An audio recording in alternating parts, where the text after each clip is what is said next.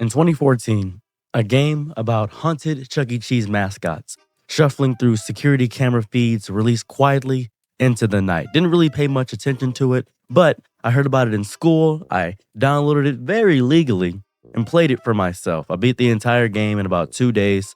Jump scares don't really get me really excited. Then later, I ended up watching a YouTuber play the game. He was screaming and ranting and yelling, and I noticed something when I was playing the game and watching Markiplier play this. There was no voice acting, no movement mechanics, no marketing campaign, just flickering lights, audio static, and the slow dread of knowing you're not alone. That was the beauty to me of Five Nights at Freddy's. And yet the game would go on to create the most complicated, theory-driven, lore-suffocating fandoms in internet history. I don't think there's a single fandom that has more complex lore I've ever witnessed. But here goes the biggest issue. I believe Five Nights at Freddy's took complexity for interesting. It is complex, but it is not in any way deep at all. This wasn't about gameplay. This is about myth, mystery, and Scott Cawthon. I think he accidentally opened up a wormhole. A children's pizzeria simulator became a digital religion, and the prophet of all this wasn't MatPat, no, not game theory, not at all. It was the fans. The fans made everything. Here's the thing. Scott Cawthon created the world. He made every little aspect of it. I don't think he created the labyrinth that we now call the FNAF lore. The moment Bite of 87 became a meme, I believe at that exact moment, the lore was out of his hands. I think that right there, the fans took the steering wheel. They noticed wall textures. They interpreted posters. They translated binary hidden in the game. They did so much work. They were monks trying to figure out the esoteric knowledge hidden within the code. That's what they were doing. They noticed small things I wouldn't even considered. And Scott, he became more like a DM, a dungeon master, but the players were all of us, and we were making the game more interesting, throwing in cryptic lines, scraps of newspaper clippings, ghostly laughter, and letting the internet devour every single strain of it. Just, this is delicious. Oh, this is good. Oh, like Chica eating pizzas and Security Breach. It was outstanding. And when someone guessed the lore too accurately, when they were right there, figuring out what's in the box, he changed it. Retconned entire timelines, added new animatronics, wrote novels just to mislead you.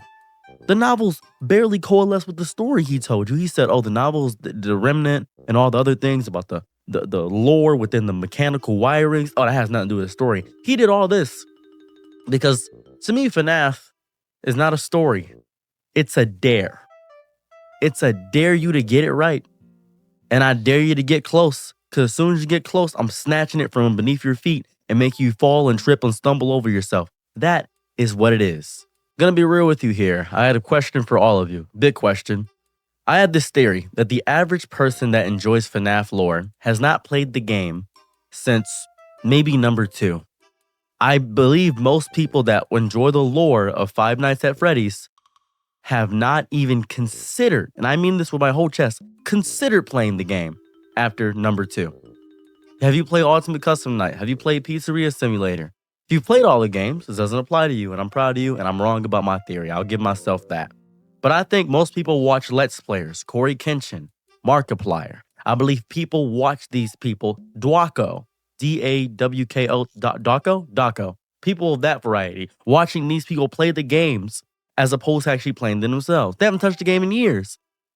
They watch Jacksepticeye, game theory breakdowns on 1.5 times speed while eating cereal. That's what you guys do. The gameplay, it's background noise. The real appeal of the game to me, I think to the community, is the community theater of trauma, the lore deep dives, the 8-hour icebergs, the 3-hour video essays where someone talks about, oh, okay, I got it. So I always come back. It's about William Afton. And William Afton saying he always comes back is an allusion to the fact that no matter how much he gets in Spring Bonnie is a whole thing there. And the Spring Lock suits is actually, he's using Remnant. Remnant is actually what he's using.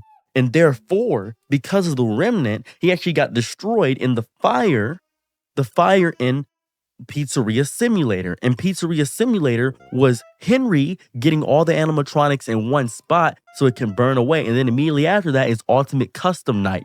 And Ultimate Custom Night can either be viewed as the box. And the box is actually really important to the lore implications because Pizzeria Simulator is the box. That's what's in the box. Five Nights at Freddy's is not a game franchise.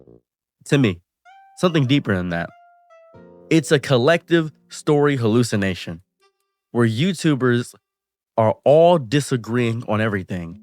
And Scott, he just keeps making garbage and garbage and garbage and garbage that we all consume while retconning everything we already know, thinking it adds more to the lore, but it doesn't. It really doesn't. Scott Cawthon has made a lot of money. Let's not pretend this was a fluke. He has made a crazy amount of money. It's become a franchise empire. Did you know the books have nothing to do with the mobile ports, which have nothing to do with the actual video games, which have nothing to do with the aspect of the secret of the mimic, because the secret of the mimic is actually different than the main continuity, because instead of it being Ghost, it's actually a manic, crazy AI, but the mimic may have remnant because it may have actually coalesced and gotten the spirit of the little boy because of the mimic, which could take the form of any suit. And this goes into the fact that the plushies, the Halloween costumes, the Funko Pops, and the movie adaptations actually have a different continuity because we're watching Mike Schmidt, but it's a different Mike Schmidt than the Mike Schmidt that is actually within the video games. That Mike Schmidt is a separate continuity, but it is loosely based off of the Silver Eyes books. This is different from the VR games and the ARGs, and then there's the fan games, which actually expand upon the lore. And Scott has gone on to say on record that he enjoys the fan games because it actually shows a deep understanding of the lore, but he hasn't pointed out which fan games actually do it. But he did say this around the time Joy of Creation came out. So people say that, and every piece added is confusing. The Silver Eyes, I remember, was supposed to explain things, but instead it invents another timeline. Is it canon? Scott says yes and no. Great, thanks. Very helpful. I appreciate that. Amazing. That was the greatest thing I've ever heard in my entire life. The truth is the more confusing Five Nights at Freddy gets, the richer he becomes. I want to say this right now. I have played every single Five Nights at Freddy's game. I played Security Breach. I played Ruin. I played the VR games, despite the fact that VR gives me motion sickness. I have played the mobile games. I have played Pizzeria Simulator. I have completed 50-20 mode. I completed every 420 mode, all of them. I completed every single challenge in all the FNAF games. I have done every single one of them because I am dedicated to this game. I love it. I love the lore behind it, and I want to be able to say that I played the games. Does it make me more adept than you that I did these challenges? Does it make me know the lore better? Not at all. You could learn the same amount of lore that I learned by simply watching a few YouTube videos. It's really easy. You can't binge the lore though.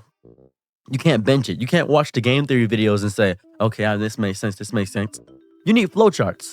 You need caffeine. And you need to buy every product, and just in case it holds the key. It's a conspiracy economy. It's a conspiracy economy is what it is.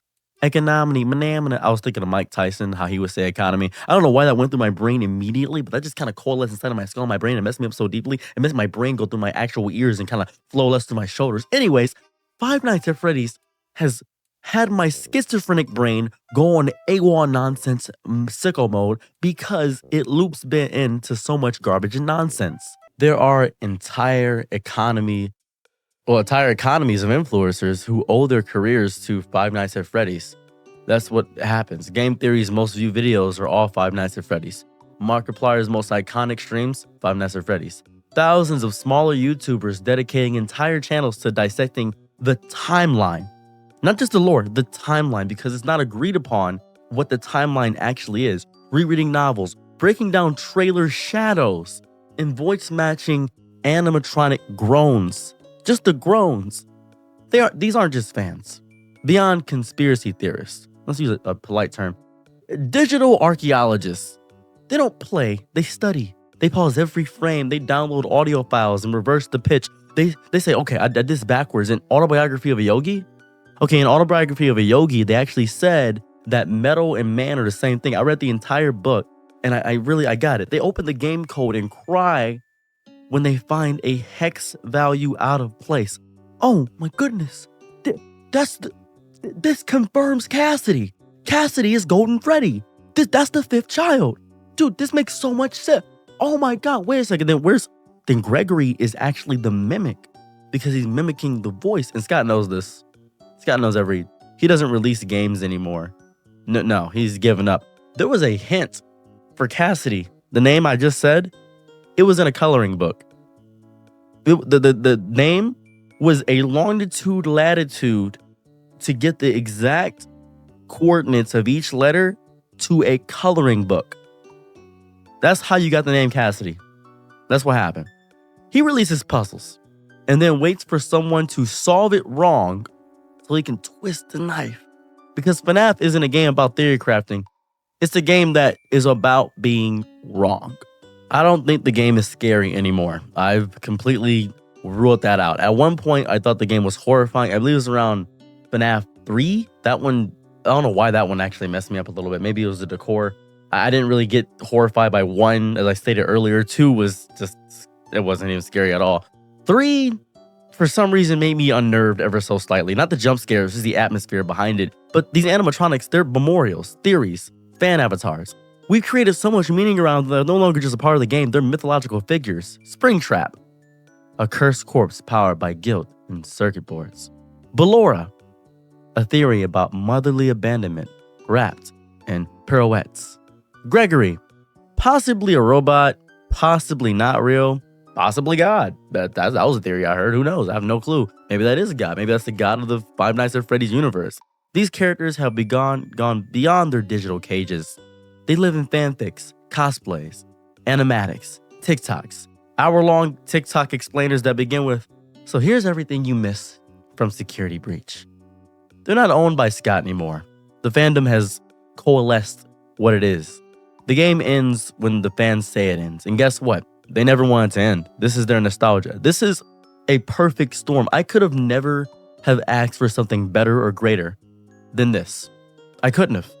Because when you have things such as Dragon Ball Z, where the creator doesn't want things to continue, but he wants the money for it. We have things such as Naruto, where it doesn't feel like it was back in the day. You have Five Nights at Freddy's, where if a fan gets something correctly, you finally figure out what the game is actually about. Being wrong. There is no such thing as a Five Nights at Freddy timeline. It doesn't exist. There are 6 of them minimum. Maybe more if you count the books or the VR games or the arcade cabinets from Freddy in Space. Every theory creates a new timeline. And let me explain what I mean by this. How many people played I believe it was the ARG, not the ARG. I believe it was the game where you played as the animatronics and they fought people, where Old Man Consequences was in there. And it was basically an RPG game. How many of you actually played that game? I'll just because that was crazy lore. The hippo's lore, and this is stupid. It sounds dumb to say this. The lore the hippo gives when you lose to the hippo adds so much to the game. I don't know why, but it does. I watched an 8-hour video by Gigi. Gigi. He did an 8-hour video and he explained how important that hippo was. And I played the game after he explained that. Scott doesn't deny any of the theories or the timelines. He doesn't confirm them either. He just watches. He just watches people. Like a sadistic god holding a lighter under a house made of cardboard and red yarn. You think the bite of 83 versus the bite of 87 is the deepest argument? No, people are arguing about whether time even flows forward in this universe. I watched a theory about a guy saying time actually is convoluted, much like Dark Souls. People are arguing about how many souls are inside a single animatronic because of the aspect of remnant. People are arguing about purple shirts, and no one agrees. No one agrees because the story isn't designed to be solved. It's designed to perpetuate. That is all it's designed to do. I remember when Help Wanted came out. It's a virtual reality game that plays like a game about the games. That's what Help Wanted was. It pretends the previous entries were just in-universe propaganda, and now you're rebooting Freddy Fazbear's reputation from inside the franchise. And then comes Glitch Trap. Glitch Trap may or may not be William Afton's digital ghost, who may or may not possess the player, who may or may not become real, who may or may not be Scott's way of saying, I give up, you figure it out. That's what it feels like. Help Wanted is not a game to me. No. You're not the security guard anymore. You're the audience, haunted by your own obsession. This is where Five Nights at Freddy's crosses into what I deem hyperfiction. It's not about horror. It's about recursion. It's a loop of stories eating themselves. And you're cheering on as it swallows its own tail, Ouroboros, destroying in on itself, coalescing, getting fat off of its own fill. Stuff that doesn't make any sense, but you feel like it makes sense because you've been watching this for so long that it has to mean something. I don't think I can talk about FNAF as a game about being wrong without talking about the quintessential person that has made me into the FNAF lore more than anybody. Matthew Patrick.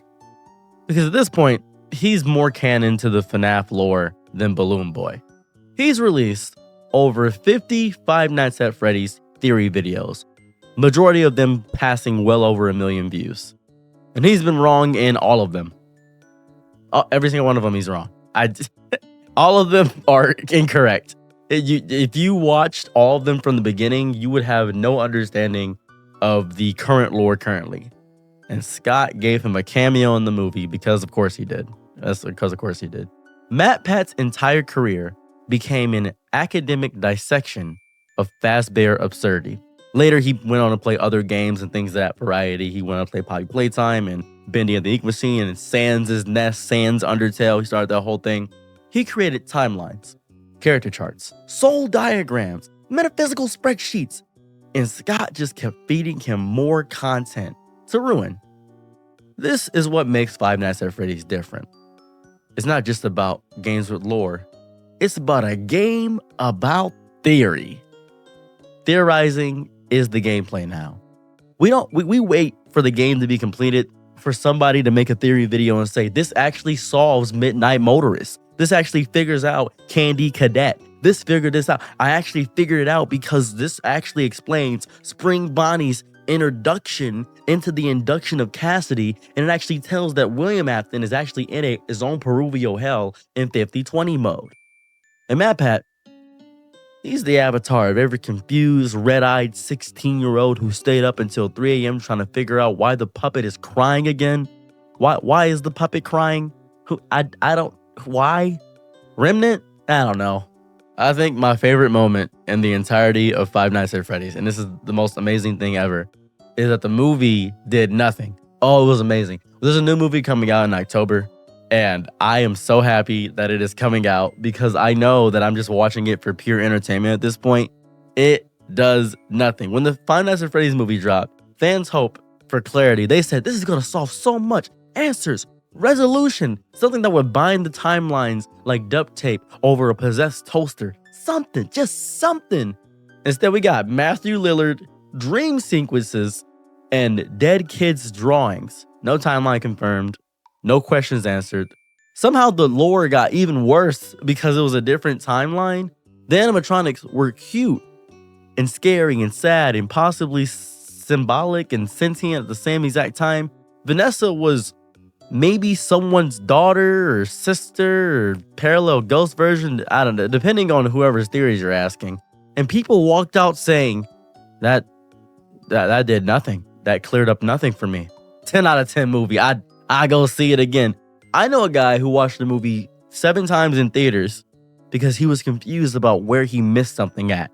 And I said, you can just wait for a streaming service. He said, no, I got to figure this out. Maybe because the theater screen might actually be something that Scott Cawthon wanted to do for us because it's important to watch it on a theater screen. So I might be able to figure something out because that's the secret.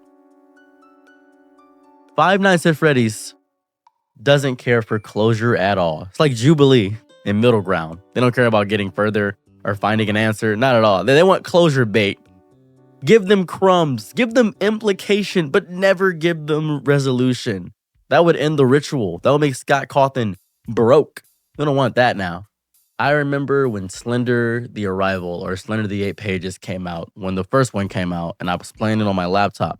And I saw all these creepypastas about the game. And then there was a Jeff the Killer game. And then there was a game about Smile Dog and all these other creepypasta-esque things. And around that time is when Five Nights at Freddy's really resonated with what I was trying to understand about video games. It was very fun to be a part of the beginning of all those creepypastas and the SCP-173, all the SCP foundations. It was really cool to witness it. But those died off. The SCP is in the background. It's known, but it's not prevalent. People know of Slender Man, but he's not a big cultural icon as much as just the side profile of Freddy Fazbear is. But let's pause and remember what the franchise is really about. Dead kids possessing robots inside a Chuck E. Cheese. That's it. But it's also about capitalism. It's Fazbear Entertainment is the most cursed corporate entity in fiction. They reopen after every tragedy. They gaslight the public. They erase lawsuits with confetti cannons. And somehow they keep franchising new pizzerias. And you know what? I think that's the realest part of Five Nights at Freddy's. I think that is the most real and visceral part. I think that's the most authentic. Because the actual game company does the same thing. New game, new merch, new book, new game that retcons the last book. We're in the pizzeria now. And you, dear viewer, are paying to be traumatized all over again. Welcome to late stage horror capitalism. Because somehow, Fazbear Entertainment in-game is Scott Cawthon, which is crazy. Some of the best storytelling in the Five Nights at Freddy's games does not even come from the games. It comes from animatics. It comes from fan animations, gotcha life edits, TikTok POVs, Gregory sobbing in Vanny's arms, Michael Afton setting himself on fire for redemption, Elizabeth Afton, her voice trembling, whispering, "Daddy, why did you build me like this?" And everything I just said is not canon. None of it. None of it is canon. Playing the Joy of Creation games. I've played over 40 Five Nights at Freddy's fan games. And yet it feels more real because fan creators put love, confusion, and the spiritual exhaustion of trying to figure this out into these videos, the games, the POVs. They built character arcs the games never gave us. They create emotional payoffs Scott never dared to write. In the end, Five Nights at Freddy's belongs to them, to the animators, the theory crafters, the TikTok voice actors who recorded 3-minute monologues about being trapped in an endoskeleton. That's not headcanon. That's canon by population, is how I'd phrase it. Because I don't think that Scott is unaware of the beautiful mess that he's created for all of us to dissect and figure out, as if we are surgeons trying to pick apart and pin each point to the dish. This is that, and we look crazy at the end of it, but we're all connected because we're all just trying to get the same thing. It's never truly violent either. Maybe I missed out on this part of people on the internet. It's not really violent. It's not really pure hate. It's just different interpretations. That's all it feels like. You know, somewhere out there, there is a 17-year-old programmer in a trench coat, musty as hell, with Red Bull right next to him and 15 water bottles on his desk that is unpolished and unpopular, probably trying to become a trans woman at this exact moment, and genuinely trying to figure out the lore and making fan games about it. Five Nights at Candy's, Pop Goes, Those Nights at Rachel's. These are not just tributes to Five Nights at Freddy's. These are foundational texts. If you are part of the religion of Fazbear, then fans care more about the joy of creation than security breach. Why? Because it's scarier. It's tighter. It feels like what Five Nights at Freddy's was supposed to be. When I was playing Security Breach, it felt like Poppy Playtime. When I was playing Secret of the Mimic, it felt like Poppy Playtime.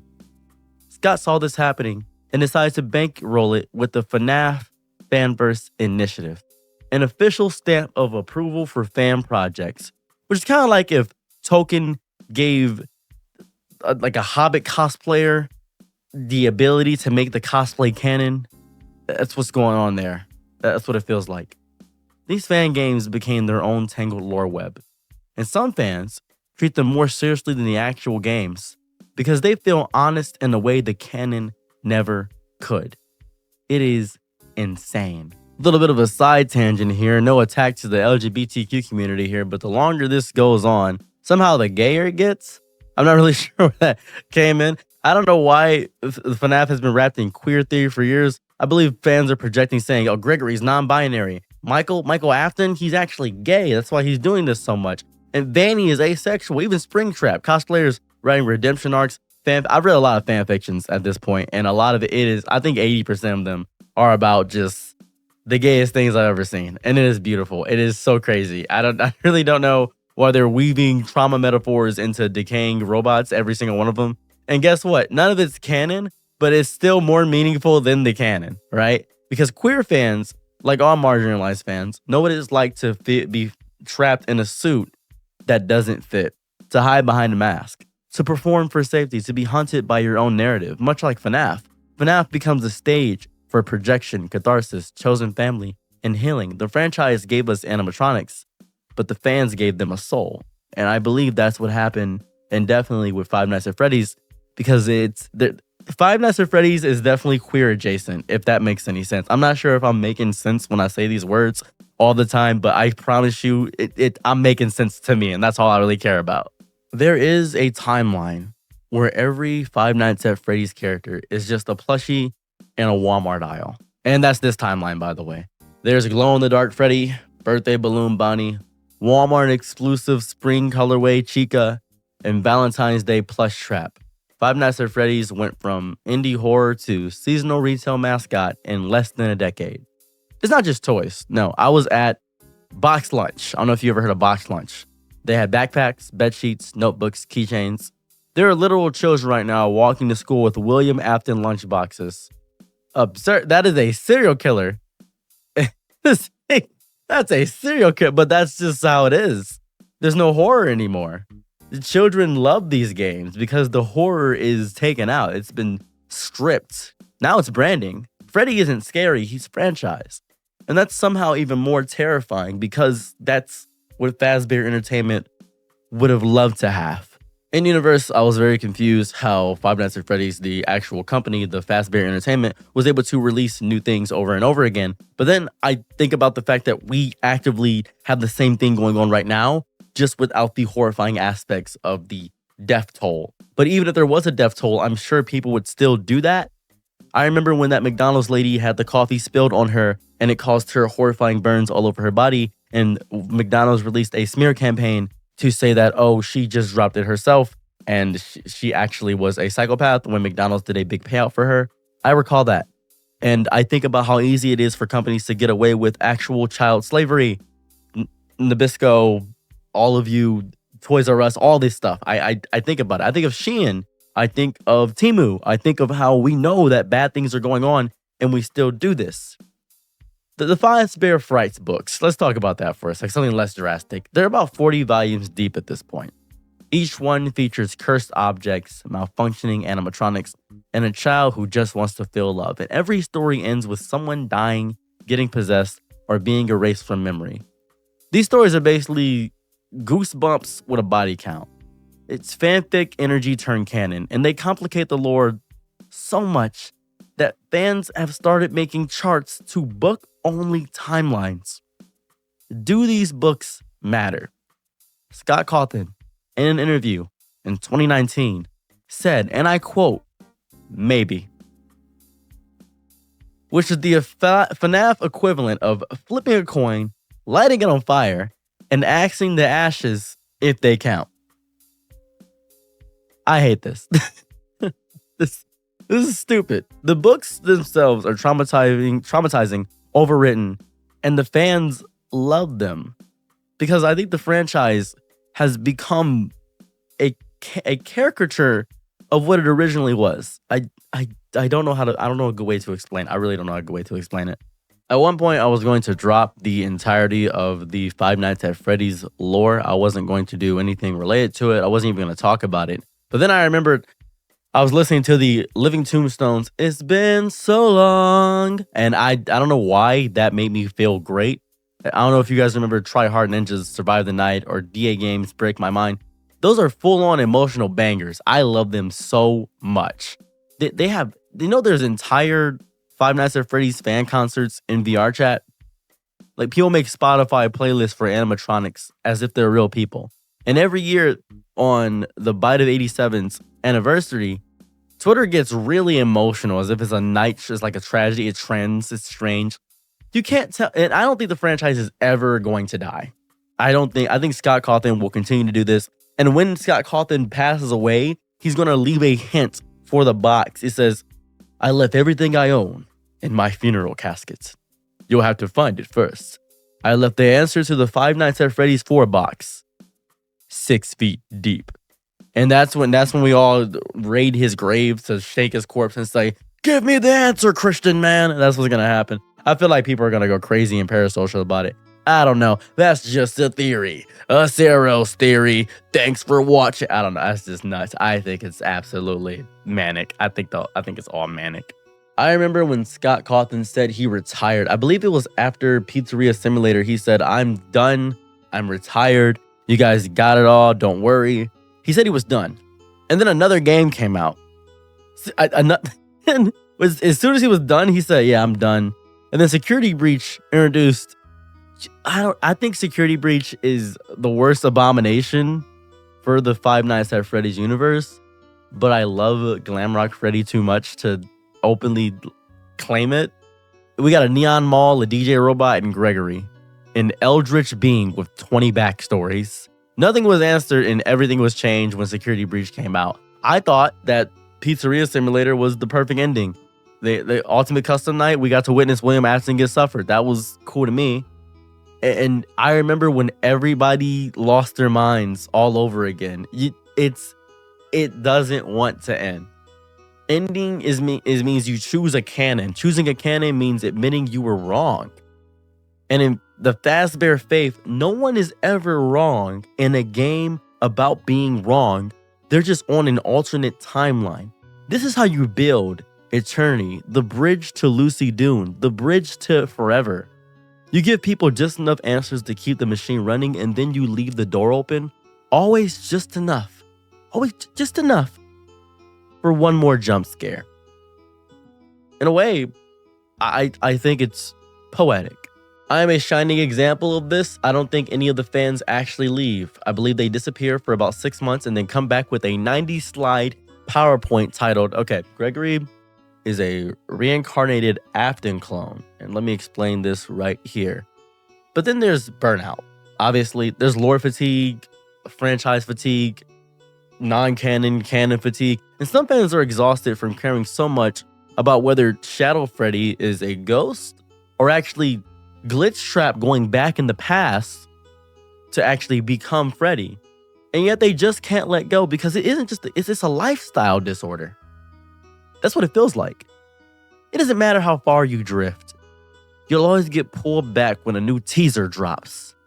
Or when Matt Pat releases his 78th final theory. I know Matt Pat is gone. Matthew Patrick is completely gone from the game theory thing. He's gone forever. I feel like he's going to come back because he retired too, but I feel like he's going to just pull right back in.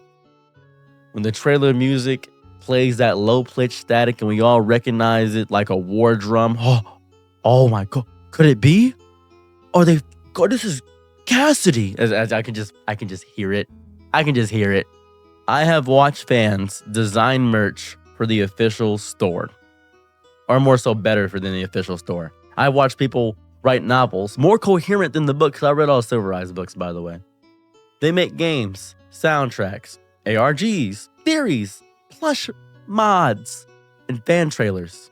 At this point, Scott could vanish into the woods and never be seen again. And the fandom would continue pumping out content for another decade. You know the greatest thing about this? It reminds me of Sonic the Hedgehog. I don't even know who made Sonic the Hedgehog. I believe it was just Sega, but I don't know the person's name at all. I just don't know the person who made that. But I know so much about Sonic lore, not because I've actually engaged in anything Sonic, just because everybody keeps telling me about it. This is a open source cultural virus, if I can phrase it that way. It's not told by a singular man. Scott Cawthon probably didn't even mean for this franchise to get that big. This is collective delusion performed by the internet. Like the animatronics, it doesn't need a soul to keep moving. just electricity and a camera trained on it. Just a camera just looking right at you. We're all like Foxy. We need to keep looking at it because we never really leave the pizzeria. We just go to the parts and services room to become another piece of the lore. My niece was playing Security Breach. My niece is in the 4th grade. She's watching YouTube shorts and all these TikTok explainers. And this is beautiful because I don't think she's ever going to play the games. She's never going to know the pain of the FNAF 2 mask mechanic. They've never heard the phone guy scream actively. And yet, they're entering this, what appears to be a cult with open arms. Because it feels real. If it feels disgustingly real. Every child who types, or more so says into the phone, because my niece can't read that good, she can speak it into it. Every one of them that says into the phone, Five Nights at Freddy's Timeline Explained, at midnight is entering a maze designed to never end. And they will love it. And I will love that I can speak to them about it. Because this franchise is near and dear to me. It is my hyperfixation. It is my soul. It is my body. I love it. I think there's something poetic about all this. A haunted pizzeria filled with ghosts of the past, stuck in loops, doomed to perform for an audience that never stops watching. Five Nights at Freddy's was never about jump scares. It was about obsession. The obsessive parent, the obsessive killer, the obsessive fan. It mirrors us, our desire to know, to solve, to control, to be right. And in doing so, we created our own monster. We are all Michael Afton. We are all Gregory. We are all stuck in the office at 3 a.m., flickering the light on, wondering what we missed. And that, more than any animatronic or Easter egg, is what keeps this franchise alive. If you're curious about my interpretation of the Five Nights at Freddy's lore, I will give you my whole thing. So, the first game is not the first game. The first game is Michael Schmidt, or Mike Afton, being hired in, as you all know, to watch over the dead kids and the animatronics. FNAF 2, I have no idea where that lies on the timeline at all. I have tried to think it is a prequel, and then it gets shut down later, but I do not know where it lies on the timeline at all. But I'm sure that is Mike Schmidt. FNAF 3, from FNAF 1, we get the lore of the place was burned to the ground, and then the burn trap, or more so spring trap afterwards, is Michael Afton in number 3, and that is a recreation of things, or it's possibly Mike Schmidt's mental scape. FNAF 4 could be the child going through a coma dream theory, that's a whole thing, or it could be the brother, I believe Charlie's brother or something of that variety, watching I'm doing this all by memory, by the way, all the memory and watching him get tortured, and I believe Michael Afton or Henry gave the kid a flashlight to play a game with him. Then we get the box. The box is either Pizzeria Simulator, and the box gets burnt, for all the box represents all the animatronics getting put in there, or the box is the personal Peruvial hell of the remnant of Michael Afton getting destroyed in Ultimate Custom Night. UCN. Well, that's probably that. And there's many different interpretations. There's Cassidy, there's the nonsense there. But then we have Edwin, who made the Mimic, M1, M2. And I'm really, guys, I'm tired. I'm really confused. I'm genuinely confused. I am so hell-bent and confused. I'm pretty sure they're going to release DLC for Secret of the Mimic. And I'll be here to watch it. But I believe thoroughly, Five Nights at Freddy's, no matter how correct you are, no matter if you got everything down pat, no matter if you learned every bit of lore about it, no matter if you understood what Old Man Consequence was about, no matter if you really understood the hippo, no matter about any of that, it is fundamentally a game about being wrong. So please, remember. I'm your nigga night, be my Laurel Angelo. Ooh, happy to try what you need. Your world, I love to live in it. Ooh, I love the ride.